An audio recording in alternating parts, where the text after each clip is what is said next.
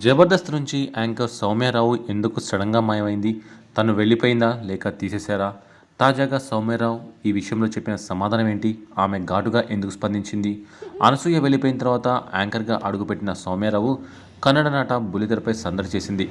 వచ్చి రాని తెలుగులో జబర్దస్త్ను అద్భుతంగా నడిపించింది. కంటెస్టెంట్స్ నుంచి వచ్చే పంచులను ఆస్వాదిస్తూ కలిసిపోయింది.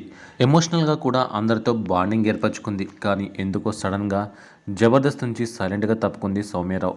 అయితే ఆమె తప్పుకుందా లేక తప్పించారా అనే విషయంలో క్లారిటీ లేదు. కానీ ఏదో జరిగింది అన్నది మాత్రం వాస్తవం. సౌమ్య ప్లేస్లో ప్రస్తుతం జబర్దస్త్ను big boss beauty Sri Hanumanthu anchoring చేస్తోంది.